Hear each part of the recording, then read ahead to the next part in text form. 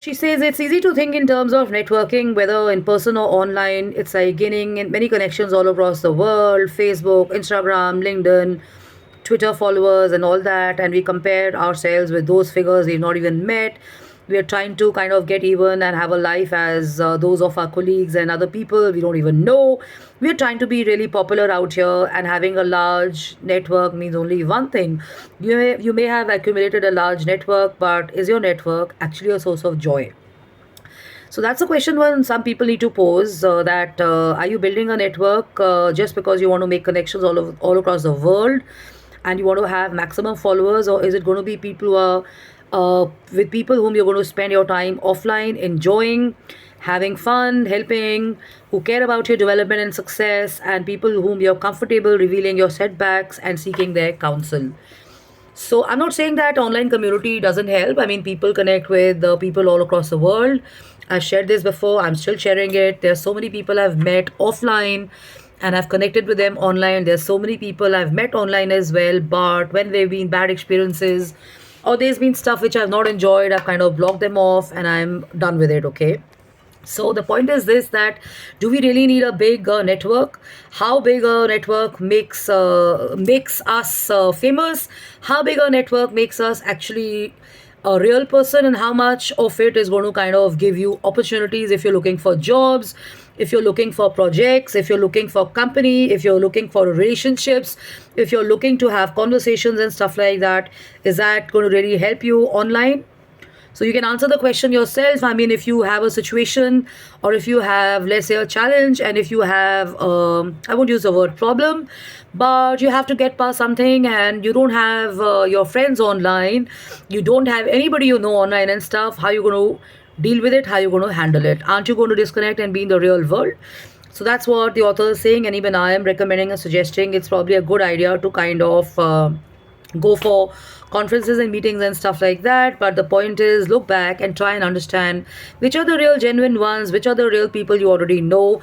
Is this about a number game which is exhausting and ultimately a waste of time, or is this actually about reflecting and understanding that those people are really adding value to your life? They're really kind of giving you something to think about. They're actually adding some positivity to your life, and they are also useful enough when it comes to your work and personal relationships and stuff like that. So that's a good question, because people have to really ask themselves this. You have to be modest about it. What are you looking for online? And I was having a chat with a friend of mine who works for a $1 billion company, and we're talking about dating and finding people online and stuff like that. And we both realized that, everybody likes to put their best foot forward and their best front online and stuff like that. And you won't even know if a person is a drug addict, if a person has a mental issue, or if a person is kind of, working, if a person has a good lifestyle, if a person has good habits or not, is a person kind of stable financially or not. You won't get to know these kind of things and stuff. And because we've had so many discussions and chats on this in India, in most of the forums, about the negative of social media, it's very important to kind of understand that not always you meet very good people or personalities online. But the positive is that, I mean, you do kind of look into how the world is. You do educate yourself. You do learn a lot. You're able to connect with a lot of people whom you can actually kind of network well with and stuff, and convert them if you're genuinely interested in having a long-term business collaboration and stuff like that. But without being technical, or without just being in a virtual world, it's always a good idea to meet those people offline. So to give you an example, I mean, I'm in design and architecture and branding and marketing, and many a times I question the fact that if I'm getting a call from a vendor, and if I'm getting a call from a supplier, is the guy really genuine? Is the guy really existing? Does the setup exist? Does the office exist? Because I've heard, and a lot of women have shared this with me, and men have shared that they've been fake people online, and they've been promoting businesses and stuff like that, and they've paid the money and stuff, and people have gone absconding. So one has to be very, very careful and cautious when they are online and stuff, and try and always evaluate this thing, that do your people online make you happy? Do they give you joy? Do you feel at ease when you're online? Are you kind of feeling threatened by anybody's presence? Are you feeling stalked by someone? Are you feeling uncomfortable, or is it bringing about unpleasant feelings of hatred, disgust, anger towards certain people and stuff? So if you can have positive emotions, you can definitely have negative emotions. So evaluate those questions before you kind of log in and check on somebody's Instagram and stuff. And if somebody is making you feel not that good, not that great, and it's bringing up some bad emotions in you and stuff, block them off. Okay, there's no point reliving unnecessary bullshit and unnecessary nonsense of other people, because in the real world you'll definitely be meeting a lot of interesting people and stuff, and then you can obviously hit it off and enjoy and stuff. You can have real conversations of an hour, 2 hours, 3 hours when you're online, rather than being like on this weird world where you don't even know anybody and you're being followed around and stuff like that.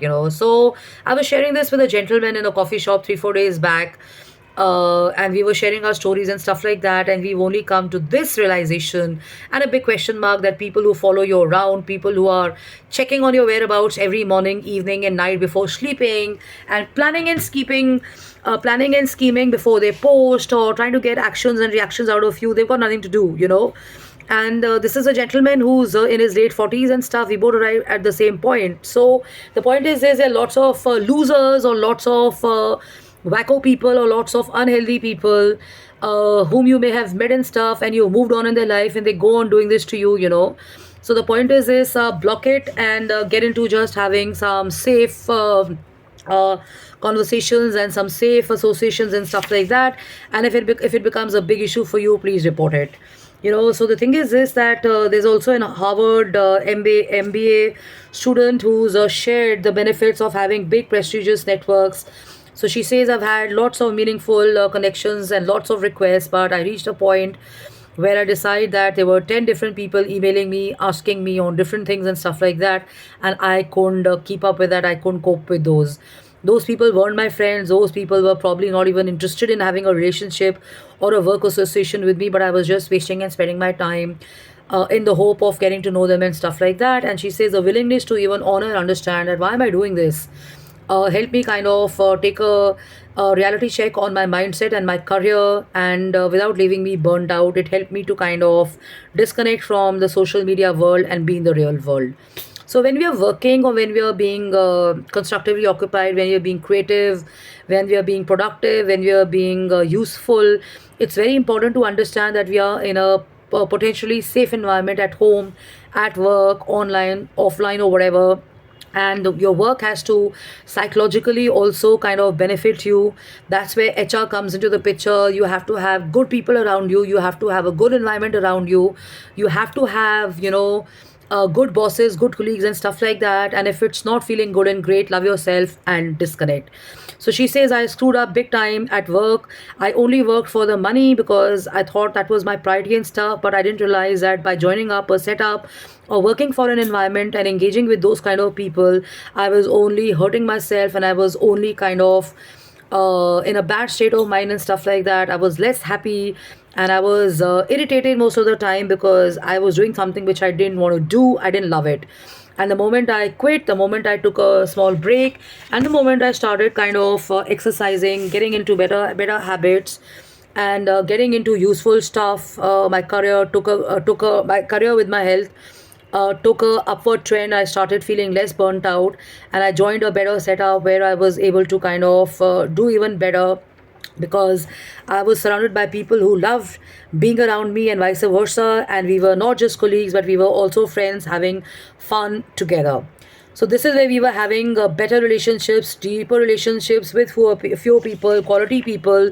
We did not party, we did not only go out and hang around and stuff, but we were genuinely wanting to know each other and get to know each other better.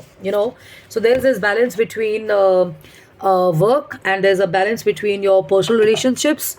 So there's a thin line which demarcates all of that. So avoid mixing the two of them. In your office, you're working.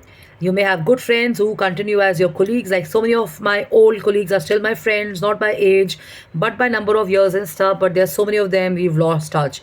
We say hi, hello online and stuff, but the point is we don't meet up, we don't party and stuff, which we were doing during work. So this is something which you're going to notice also in your career graph, that those who were important for you will not be important for you, and those who are not at all important for you can suddenly become important. So love and luck and take care, have fun, have a blast, enjoy yourself, and stay hydrated, have coffee, chai, have beverages and stuff, and focus on uh, the creative, useful aspects of your work, which are genuinely going to help you around your work, which you can incentivize and monetize, which are going to kind of also result in some fruitful business and some useful associations in the long run and stuff, rather than wasting your time just talking and kind of killing your time and stuff like that. So there's a thin line between wasting time and making the best use of your time and stuff online. So love and luck and take care. I'm Jashin Kapani. I'm on jkapani@gmail.com, jashinkapani.im@gmail.com, and Jashin Kapani office@gmail.com. Have fun, have a blast, enjoy yourself, and cheers to you on a lovely coffee. Have fun, enjoy, look after yourself, and take those necessary breaks, because they help you recharge, and definitely connect with the real world, because as you're in the real world, if you are kind of holding yourself back and not having a conversation with someone, the other person is also going to be thinking the same thing, that why is the person not approaching me and having a chat. So wherever you are, try and break the ice, be friendly, be warm, be cordial, be very clear of what you like and what you don't like, and that's going to save a lot of mess of wasted time on people and on relationships and stuff. So there is this thing which even Sadhguru says. He says, when you know what you want, that's great, and when you know what you don't want, that's even better. And I think in the end would like to add that when you're clear about the wants, it's certainly helpful, and when you're clearer about the don't wants, it helps you big time, because it saves you a lot of energy, a lot of your time, and a lot of negativity and emotions, which are kind of a big question many a times, because a lot of people, they don't want healthy relationships, they don't want positive relationships, but they only want drama and stuff. This is the reality of the online world and the offline world. So choose your circles very carefully, and if you don't find a good person, if you don't find good company, try and be on your own, and try and work on yourself and your emotions and stuff, and I'm sure you're going to find regular people, if not online, to be friends with and stuff. So love and luck and take care, have fun, have a blast, enjoy. So Hakuna Matata, have fun, bye bye, cheers.